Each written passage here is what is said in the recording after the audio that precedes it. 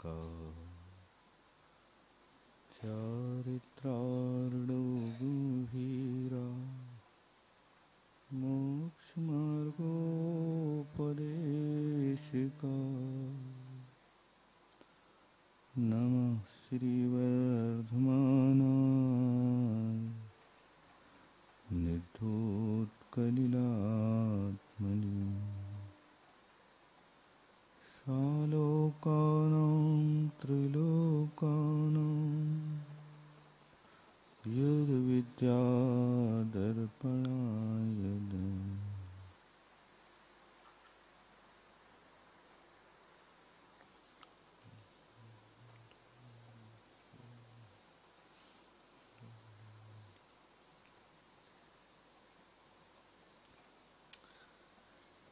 सच्चे देव का स्वरूप चल रहा है।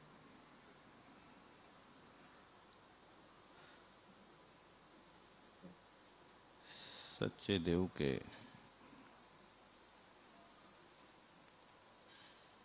तीन विशेषण बताए थे।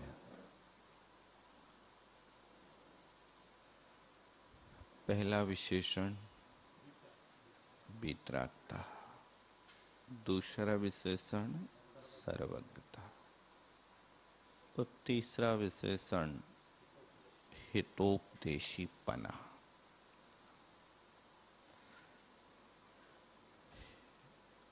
पांचवें नंबर के श्लोक में आप्त का लक्षण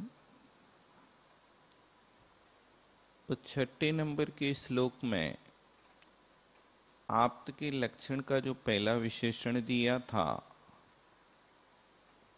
उच्छिन्न दोषेण, उस उच्छिन्न दोष का अभिप्राय क्या है? तो संवत भद्र महाराज ने छठवें नंबर की कारिका बताई है।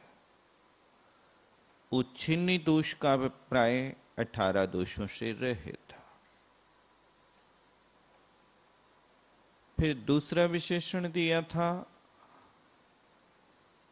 सर्वज्ञ। उस सर्वज्ञ को सिद्ध करने के लिए आचार्य भगवान ने 7वें नंबर की कारिका में सर्वज्ञ कहें, परमेष्ठी कहें या परम ज्योति कहें, वैराग, विमला, कृति, ये सारे के सारे विशेषण अपन सर्वज्ञ के लिए लगा सकता है। और फिर अंतिम विशेषण था आगमेशी। आगमेशी का अभिप्राय 8वें नंबर की कारिका में बताते हैं कि कैसे है। हितोपदेशी का अभिप्राय क्या है? उसके लिए आचार्य समंत भद्र स्वामी कारिका लिखते हैं, अनात्मार्थं विना रागैः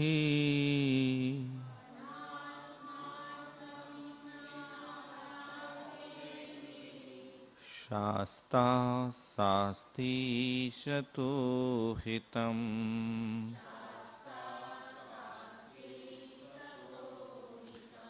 ध्वनन् शिल्पी करस्पर्शान्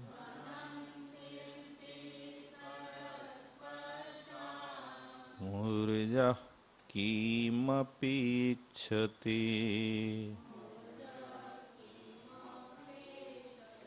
अनात्मार्थं विना रागैः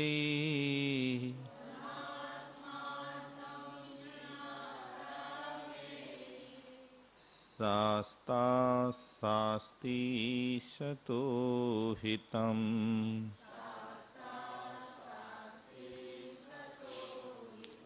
ध्वनन् शिल्पी करस्पर्शान्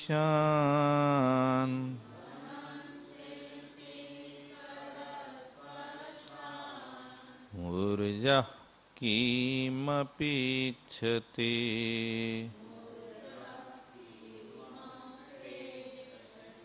आप लोग पढ़ेंगे एक बार।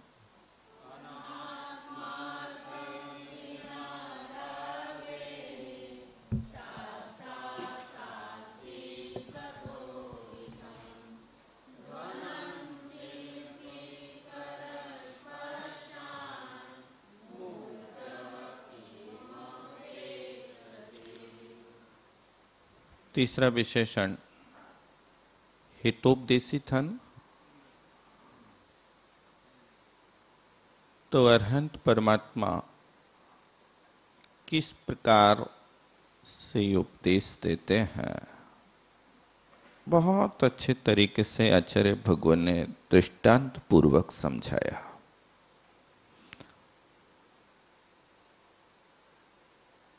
अनात्मार्थम, अनात्मार्थम यानी अपने आत्मीय प्रयोजन के बिना, जिससे अपना कोई प्रयोजन सिद्ध नहीं है। एक बात। दूसरी बात है, उपदेश तो दे रहे हैं लेकिन राग ही बिना, राग के बिना।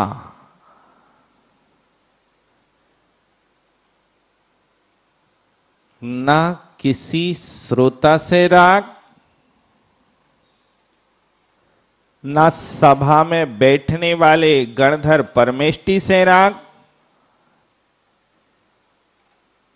ऐसा नहीं।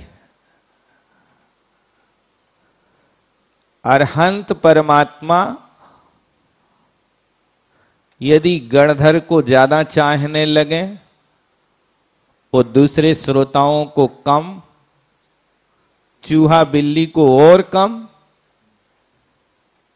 तो ये तो रागी देशियों की बात है। वीतरागता कहां बैठी है? वीतरागी परमात्मा का ये विशेषण है कि उपदेश दे रहे हैं। छदमस्त व्यक्ति उपदेश देता है तो कोई ना कोई प्रयोजन उसका हुआ करता है। हम आपके बीच में बैठे हैं तो हम सिखा नहीं रहे, आपको सीख रहे हैं। जिन बाणी मां का अभ्यास कर रहे हैं, ये हमारा प्रयोजन है। लेकिन अरहंत परमात्मा एक समय में तीनों लोकों के गे को, जिनने अपने ज्ञान के अंदर प्रवेश कर लिया, कोई बाकी नहीं। ऐसे आत्मी प्रयोजन के बिना और राग के बिना। सतो हितम शास्ता शास्ति। सत यानी जीवों की हित के लिए शास्ता। शास्ता माने अनुशासन करने वाले सर्वज्ञ परमात्मा शास्त्री उपदेश देते हैं। इतने विशेषण हैं तो उपदेशी के, अपना प्रयोजन ना हो, थोड़ा भी राग ना हो, उस सब जीवों को हित का मार्ग प्राप्त हो, ऐसा शास्ता होता है, हितोपदेशी होता है। दृष्टांत देते हैं, ध्वनन शिल्पी करस परशान। ध्वनन माने आवाज करता हुआ, बजता हुआ, मुर्जा, मृदंग। शिल्पी करस परसान, बजाने वाले शिल्पी के हाथ के स्पर्श मात्र से वो आवाज करने लगता है, मीठी आवाज देने लगता है। किम अपेक्षित है, वो क्या अपेक्षा रखता है? करस परसान किम अपेक्षित है? हाथ का स्पर्श हो और आवाज करने लगता है, और उस मुर्जा को किसी प्रकार की अपेक्षा नहीं होती है। स्पर्श हो और आवाज होने लगती है। इसी तरह यहां पर भवि भागन वच जोगी वसाय,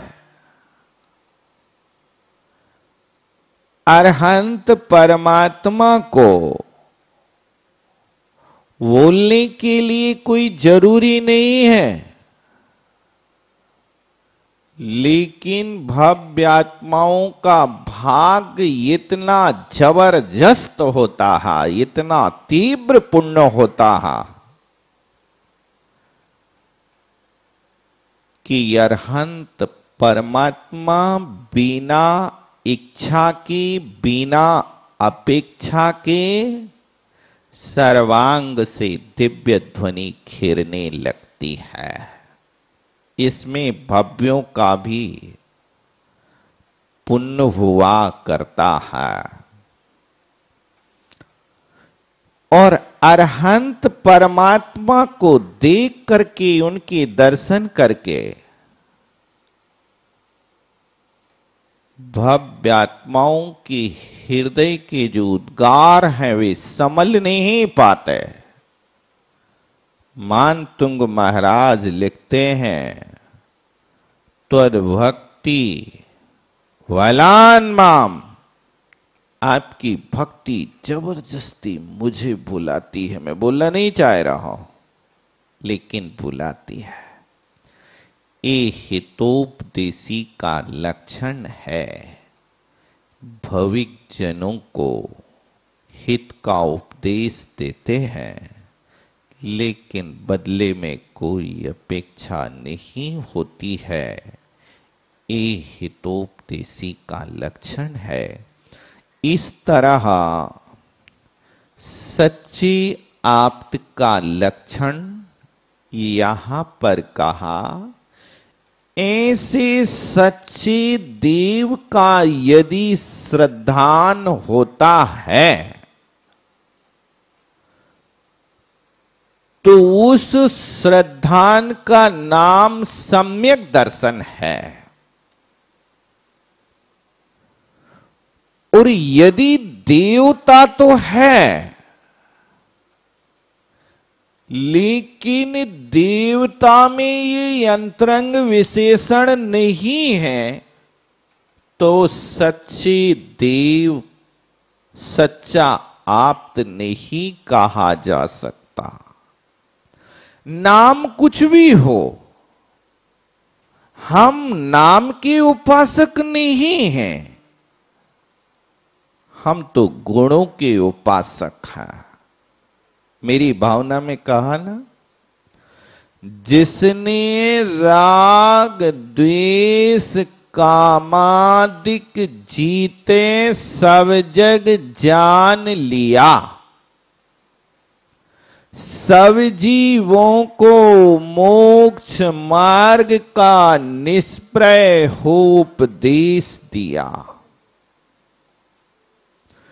बुद्ध वीर हरि हर ब्रह्मा, आपको जो कहना सो कहो, चाहे बुद्ध कहो, ब्रह्मा कहो, विष्णु कहो, शंकर कहो, हमें इससे कोई प्रयोजन नहीं। शर्त क्या है? जिसने राग द्वेष काम आदि जीते, राग द्वेष काम आदि को जीत लिया। राग द्वेष काम आदि को जीत लेता तो कौन सा गुण प्रकट हो जाता है? वीतरागता प्रकट हो जाती। हमारी तो ये शर्त है। दूसरा विशेषण, सब जग जान लिया।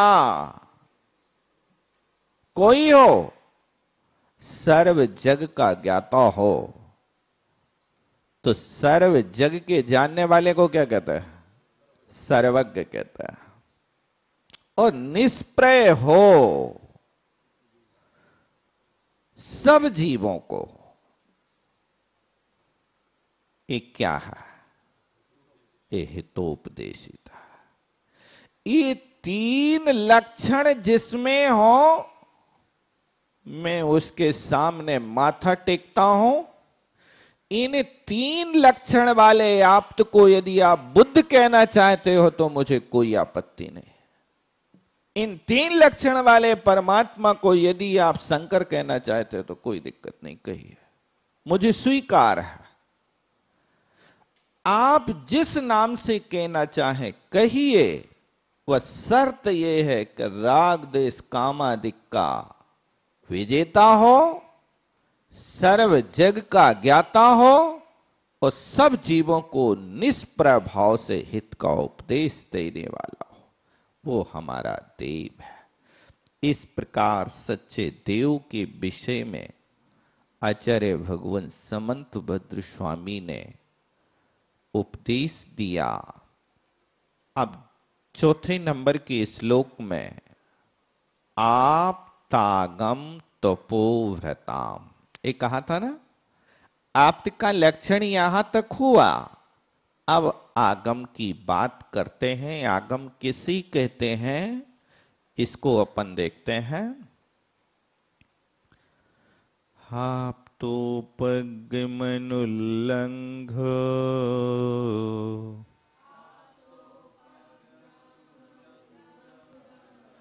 मदृष्टेष्ट विरोधिकम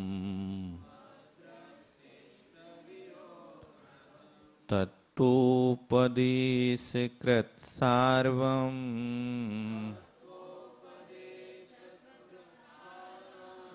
शास्त्रम का पथ घट्टिनम। आप तो पगमनुल्लंघ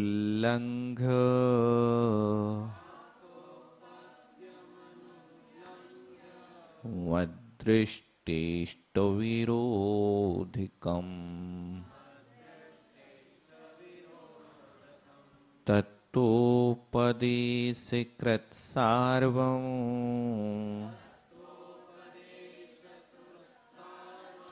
शास्त्रम का पथ घट्टिनम। आप लोग पढ़ेंगे एक बार।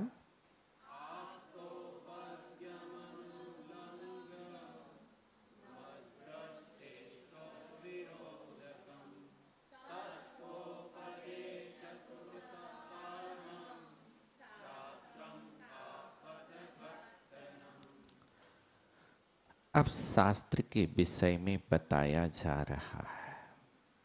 सबसे पहला विशेषण है आप तो पज्ञम, आप की द्वारा कहा हो। सच्चे शास्त्र की बात करना है अपन को, तो आप के द्वारा कहा हो, इसकी क्या गारंटी है?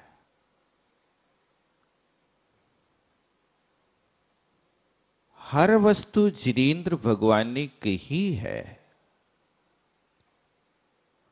इसकी कोई गारंटी है आपके पास?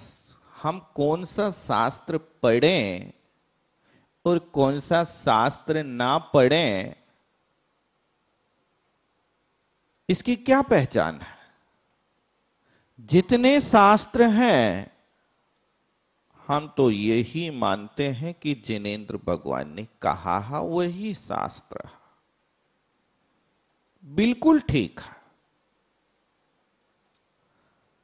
शास्त्र का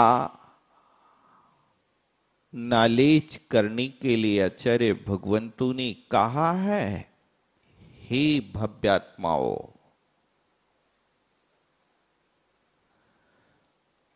आप यदि शास्त्र के पारगामी नहीं हैं और आपके बीच में कोई तत्व का वेत्ता भी नहीं है और जिनवाणी मां सत्य है कि असत्य है, इसको आपको बताने वाला यदि नहीं है कोई, तो कहते हैं आप स्वयं निर्णय कर लेना। जैसे एक सिक्का के दो पहलू होते हैं,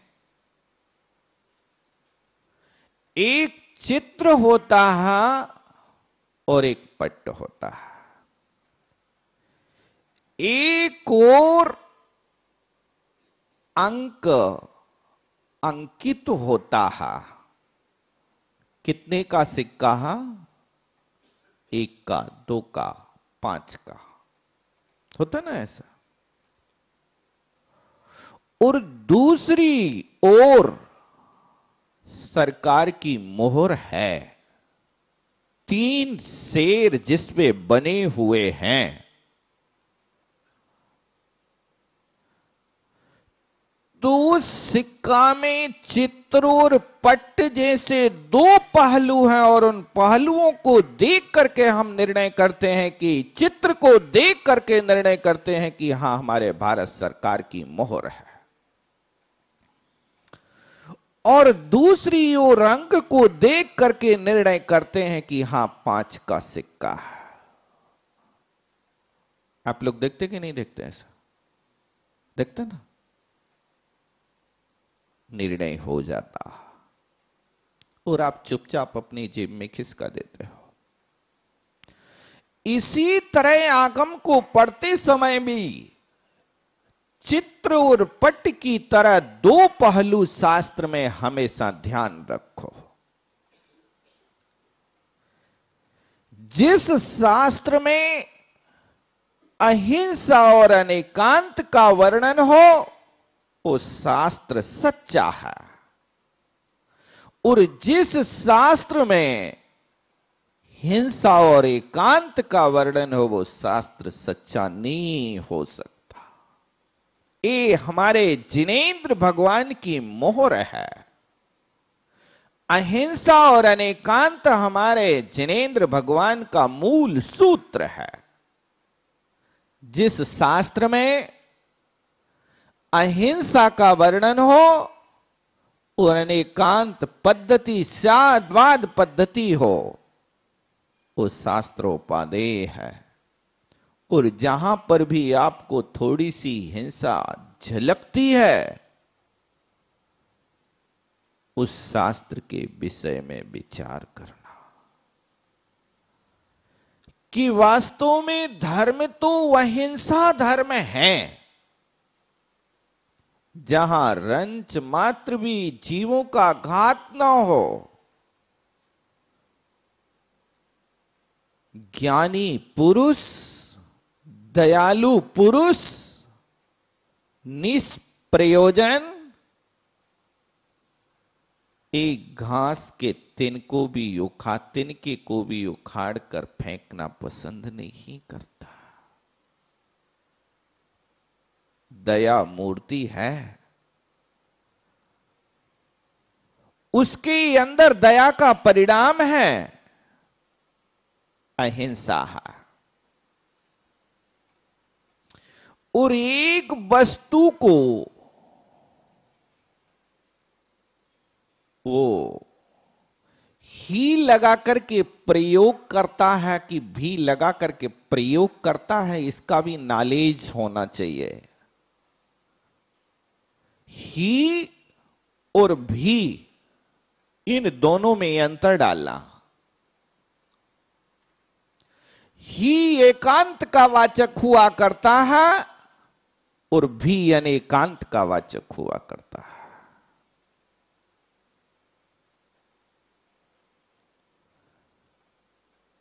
आप कहते हैं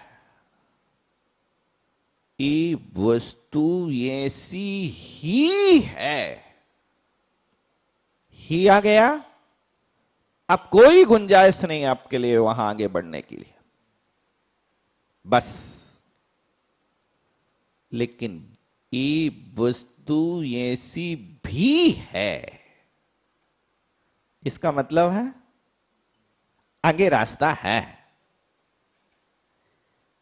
एक पिता जिसके 5 बेटे हैं। अब पिता अपने बेटों का परिचय करा रहा है। क्या कहता है? ये भी मेरा बेटा है, ये भी मेरा बेटा है, ये भी मेरा बेटा है, ऐसा कहता ना। लेकिन जब बेटा, 5 बेटे अपने पिता का परिचय कराएंगे तो बेटे क्या कहेंगे? ये भी के ये ही मेरा पिता है। क्या कहोगे? बोलो। अंतर समझ में आया कि नहीं आया? अब बेटा जब भी पिता का परिचय कराएंगे तब क्या कहेंगे? ये ही मेरा पिता है। और यदि बेटा बोल दे में कि ये भी मेरा पिता है तो क्या होगा? बोलो। है? व्यवस्था गड़बड़ हो जाएगी। आपको फिर सोचना पड़ेगा। भी कहा है, दाल में काला है। अब संशय पैदा हो रहा है, क्या पिता भी होता है कि पिता ही होता है? पिता में भी का प्रयोग नहीं, पिता भी का प्रयोग करके अपने बेटों को सिखाएगा, लेकिन बेटे को भी अपने पिता का परिचय नहीं। ही से ही कराएंगे, भी से नहीं कराएंगे। क्यों? पिता एक ही होता है। लेकिन 5 बेटे जिस पिता के हैं, वो पिता यदि बोले कि ये ही मेरा बेटा है तो क्या होगा? 4 किसके हैं? एक गड़बड़ हो जाएगा। इसलिए ही और भी कहां प्रयोग करना है? कल प्रश्न था ना किसी का, अनेकांत तो बताओ। किसने पूछा था? आपने पूछा था ना, अनेकांत चाहिए। यही संक्षेप में अनेकांत है। जहां पर भी एक ही वस्तु में लगता जाए, उन सब भी, जितने भी हो जाए, उन सबको मिला दो और मिला करके एक समुदाय जहां बन जाए उसका नाम अनेकांत है। अनेकी यंता धर्मा यस्मिन् तिष्ठन्ति इति अनेकांता।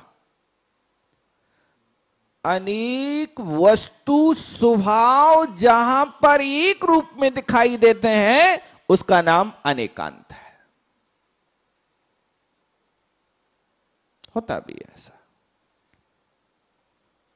आत्मा है तो आत्मा को आप कैसा मानते हैं? बोलो। अकेला ज्ञान स्वरूपी मानते हो क्या? अकेला दर्शन स्वरूपी मानते हो क्या? या ज्ञान दर्शन स्वरूपी मानते? कैसा मानते? कैसा है आत्मा? बताओ। बहुत बढ़िया। जब ज्ञान दर्शन 2 ही गुण हैं तो चारित्र स्वरूपी भी आत्मा है कि नहीं? वीर गुण वाला भी आत्मा है कि नहीं? है। आत्मा को हम किसी एक अंश को लेकर के कथन कर रहे हैं, लेकिन वो भी है, वो भी है, वो भी है। ये आत्मा के साथ अनेकांत है। ये अनेकांत श्रद्धान का विषय है। उस अनेकांत में से यदि आपको कोई वस्तु का परिचय कराना है, बोलना है, अनेकांत बोलता नहीं, अनेकांत सिर्फ जानता देखता है। लेकिन उस अनेकांत में से यदि किसी वस्तु को निकाल करके बताना है तो फिर अब आपको स्यादवाद बोलना पड़ेगा। अब स्यादवाद आएगा। आत्मा ज्ञान स्वरूपी है, ये स्यादवाद है। स्यादवाद का अभिप्राय, स्याद का अर्थ होता है कथनचित। स्याद और वाद, वाद माने कहना। तो वस्तु को ऐसा कहो कि जिसमें कथनचित जुड़ जाए। यदि कथनचित के साथ में आपकी वाणी निकलती है तो वो वाणी स्यादवाद की कोटि में आती है। और आप स्याद शब्द का प्रयोग नहीं करते तो स्यादवाद के अंतर्गत नहीं आती है। ये वाणी है, बोलना है। तो कैसे बोलें? बोलने के लिए यानी एकांत में से यदि किसी वस्तु को बताना है तो स्यादवाद के माध्यम से बोलिए, एकांतवाद के माध्यम से मत बोलिए। स्यादवाद और एकांतवाद में क्या अंतर है? एकांतवाद आगे की वस्तु को समाप्त कर देता, बोलती बंद कर देता है, बस एक बार बोलिए मौन, एकांतवाद। और स्यादवाद क्या कह रहा है? बोलते रहिए, बोलते रहिए, लेकिन इस पद्धति से बोलिए। वस्तु है भी नहीं भी है तो किस अपेक्षा से है, नहीं है तो किस अपेक्षा से नहीं है, ये अस्ति नास्ति का भंग बनाया जाता है। ये होता है जिन वाणी में सबसे पहली शर्त है कि आप तो पज्ञम, जिन्हें भगवान के द्वारा कहा हो, और अनुल्लंघ्यम, जिसका कोई उल्लंघन ना कर सके, खंडन ना कर सके,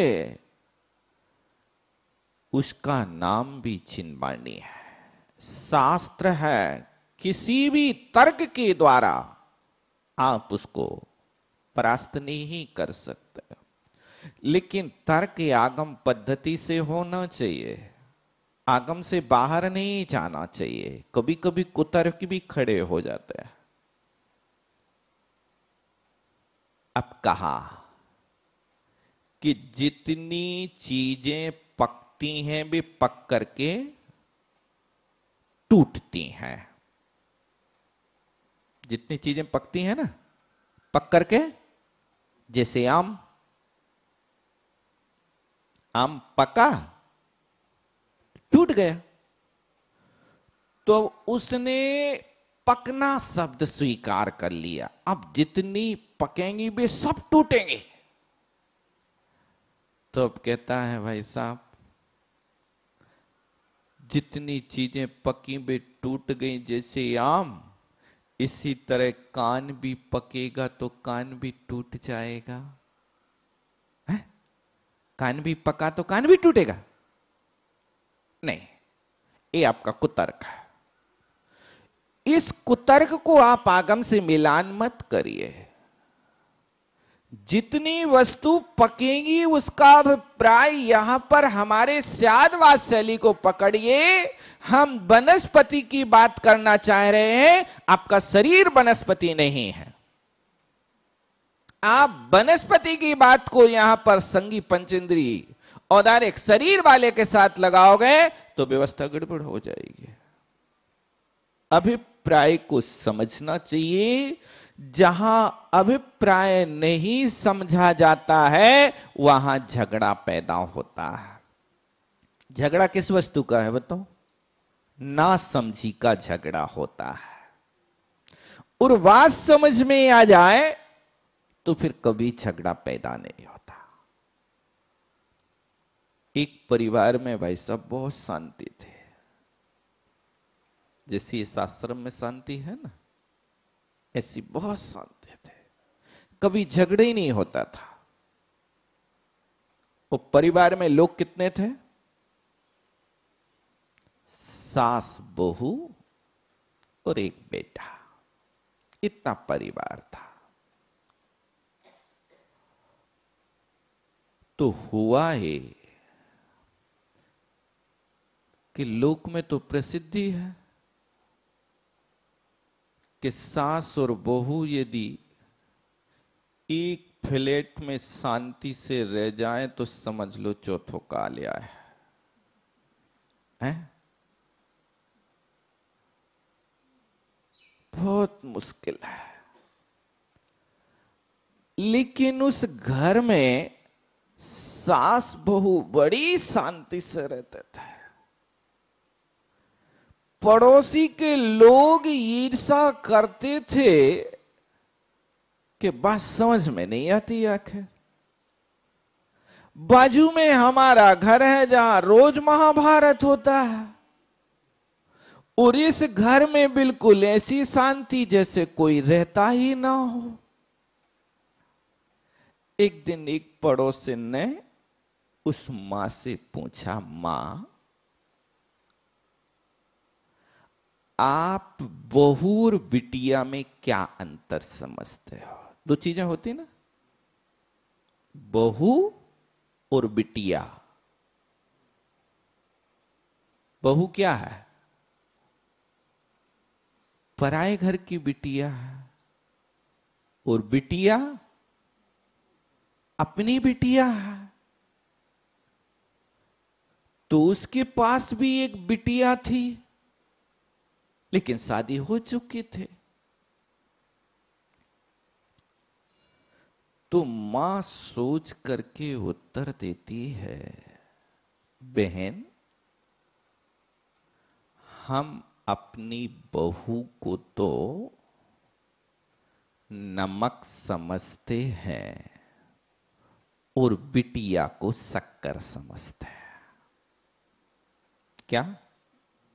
हम अपनी बहू को नमक समझते हैं और बिटिया को?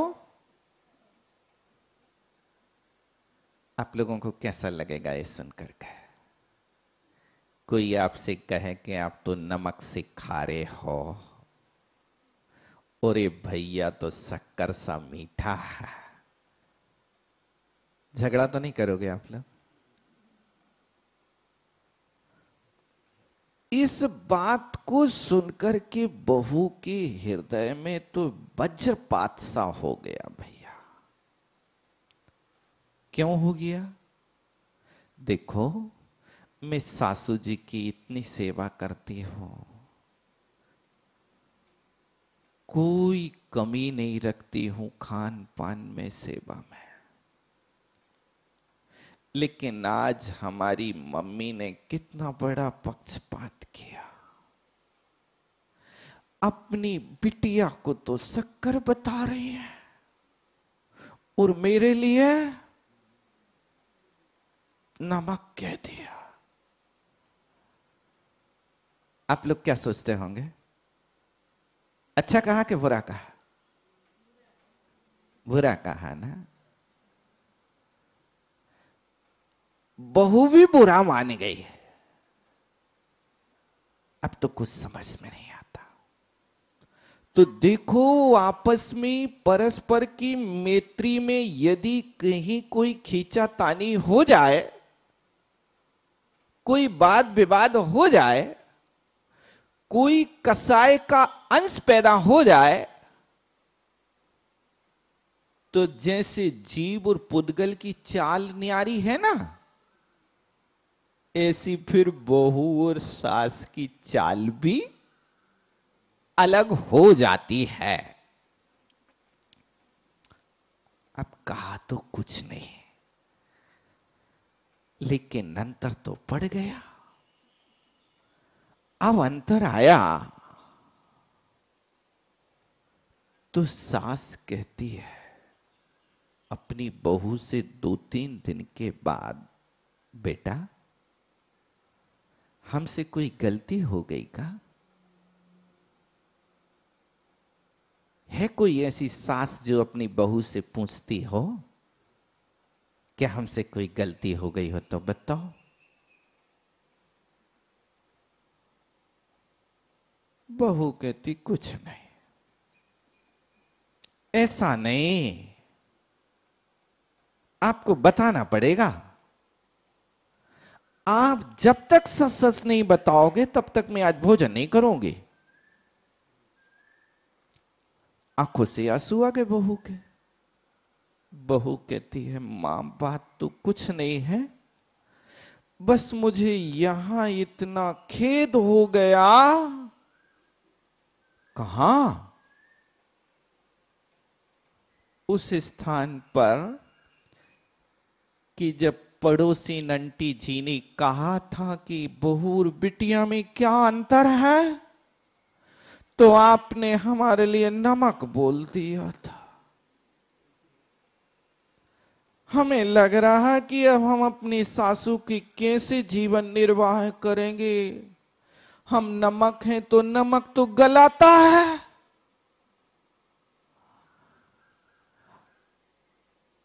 आपने अभी तक नहीं बताया। सासू कहती अरे बहू रानी तूने तो बहुत अनर्थ कर दिया, ना समझी का झगड़ा पैदा खड़ा कर दिया। बेटा मेरा तो अभिप्राय ये था कि जैसे व्यक्ति को देखा जाए तो भोजन में सबसे ज्यादा उपयोग किसका होता है बताओ? भोजन में ज्यादा प्रयोग किसका करते हैं आप लोग? मीठा मीठा खाते कि नमक नमक खाते? अरे भोजन में उपयोग तो नमक का ही होता है, बिना नमक का भोजन तो कोई नहीं खाता। और नमक 24 घंटे काम में आता है, और मीठा तो रोज काम में नहीं आता। और हमारी बिटिया तो मीठा की तरह इसलिए कहा कि लोग मीठा पकवान तो पावन त्योहार में बनाते हैं। कोई विशिष्ट त्योहार होता है तो मीठा बनाते हैं, लेकिन नमक त्योहार की प्रतीक्षा नहीं करता। नमक तो रोज हर वस्तु में डाला जाता है। इसलिए बेटी मैंने उस अपेक्षा से, भोजन की अपेक्षा को लेकर के आपको नमक कहा है। और नमक सबसे मीठा है, इसलिए गुजरात में लोग नमक को नमक नहीं कहते हैं, मिट्ठू कहते हैं। क्या कहते हैं हम लोग? मिट्ठू कहते हैं। मिट्ठू कहते हैं, सबसे मीठा। और बिटिया तो कभी कभी आती है, रोज कहां बिटिया का हमें सुख है। तो पावन त्योहार जैसे आते हैं और उसमें शक्कर का प्रयोग करते हैं, इसी तरह हम बिटिया का सुख पाते हैं। इसलिए हे बहू रानी, हमने इस अपेक्षा से यहां पर तुमको नमक और बिटिया को शक्कर कहा है। तुमने कहां गलत अर्थ लगा लिया कि नमक गलाता है, खारा होता है, लेकिन नमक खारा होकर के भी सबका प्यारा होता है। तुम हमारे लिए प्राणों से प्यारी हो। सासू की इस देशना को सुनकर के बहू के अंदर जो विभाव भाव पैदा हुआ था वो तत्काल समाप्त हो गया।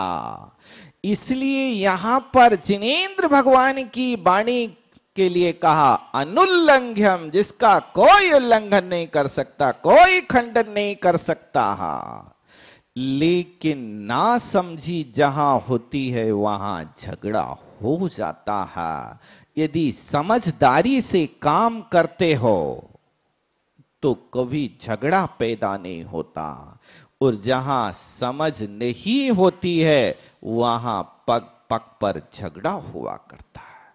इसलिए शास्त्र का एक लक्षण दिया अनुल्लंघ्यम अदृष्टेष्ट विरोधकम, जो प्रमाण और अनुमान आदि के द्वारा कभी बाधित न हो। वस्तु प्रमाण से भी खरी उतर रही है और अनुमान भी जो है सम्यक अनुमान हुआ करता है, उसके माध्यम से भी बिल्कुल खरी उतर रही है। वो सच्ची जिनवाणी है, वो तत्वों का उपदेश करने वाली है, वो सार्वम सब जीवों का हित करने वाली जिनवाणी मां हुआ करती है। लेकिन जिनवाणी मां के ऊपर विश्वास करना बहुत कठिन है। देखो, वास्तव में देखा जाए तो जिनवाणी मां हमारी सच्ची मां है, लेकिन सबसे ज्यादा आस्था आपको अपनी जिनवाणी के ऊपर है कि जन्म देने वाली मां के ऊपर है। देखो, बेटे को पिता का परिचय कौन कराता भाई साहब, पता है? बेटे को पिता का परिचय कौन कराता? मां कराती ना। मां ने कह दिया एक बार कि ये तुम्हारे पिता हैं, अब उस बच्चे से यदि 1000 लोग आकर के भी कहें ये तुम्हारे पिता नहीं है, अब बताओ वो बच्चा किसकी बात मानेगा? अपने मां की बात मानेगा कि 1000 लोगों की बात मानेगा? हमारी मां ने जो कहा है वो बिल्कुल सत्य है, अन्यथा हो नहीं सकता। हमारी मां ने ये बताया कि यही हमारे पिता है। हमारी आस्था परिवर्तित नहीं हो सकती है। एक रागी द्वेषी मां के द्वारा कहा हुआ वचन पर आपकी इतनी अटूट श्रद्धा है कि सारे जीवन भर आप अपनी श्रद्धा को परिवर्तित नहीं कर सकते। लेकिन एक बीतरागी जिनवाणी मां हमें निरपेक्ष वृत्ति से जो मार्ग बताती है, उस मां के ऊपर हमारी श्रद्धा क्यों नहीं बैठती है? हमारा मार्ग क्यों इधर उधर हो जाता? हमारे पैर क्यों लड़खड़ा जाते हैं? हम मोक्ष मार्ग पर जिनवाणी मां के द्वारा बताए हुए तत्व देशना के अनुरूप क्यों नहीं चल पाते हैं? इस सोचनीय स्थिति है।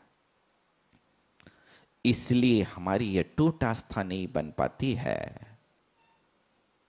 कि हमारे लिए इसका उपदेश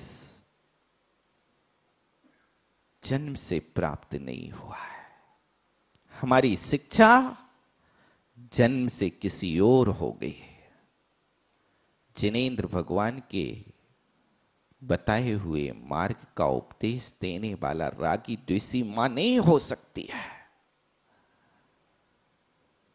जिनेंद्र भगवान के बताए हुए उपदेश को सही मार्ग पर ले जाने वाली बीतरागी मां ही हो सकती है। उस मां के ऊपर हमें अपनी उस मां से भी ज्यादा श्रद्धा करना चाहिए। ऐसी श्रद्धा अपनी बनती है तो सब जीवों का हित होता है, अन्यथा संभव नहीं है। और कापत घट्टनम, खोटे मार्ग का उद्घाटन अभाव करने वाली, घट्टन माने नष्ट करने वाली हुआ करती है। ऐसी जिनवाणी मां है जो जिनेंद्र भगवान ने कहा वो कहा हुआ बिल्कुल सत्य है। इस तरह अपन ने देव का और शास्त्र का लक्षण पढ़ा। अब अपन गुरु का लक्षण आगे पढ़ेंगे। समय अपना हो रहा, यही विराम लेते हैं। बोलो पंच परमेष्ठी भगवान की जय।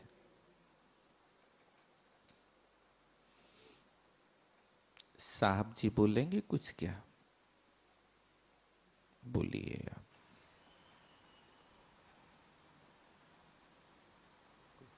મીઠા તમે ના શકો.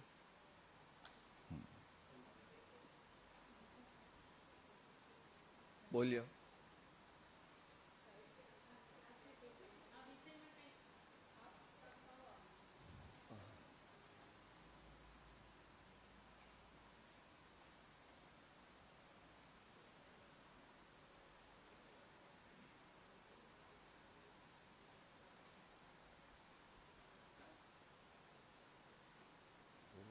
कभी आगे अनेकांत दृष्टियुक्त एकांत ने जे निरंतर सेव्या करें, मैंने वो ऐसा ही कहना चाहते हैं। सिर्फ अनेकांत, अनेकांत मैंने ऐसा भी और ऐसा भी, ऐसा नहीं है। अनेकांत दृष्टियुक्त एकांत दृष्टि ने जे सेव्या करे છે, બરાબર? જ્ઞાનીનું લક્ષણ નિરાબાદપણે જેની મનોવૃત્તિ વહ્યા કરે છે.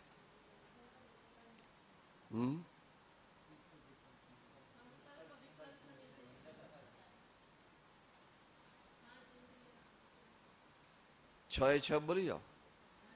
ज्ञानी का लक्षण क्या है? एक जन बोलो, बधा रिपीट करे.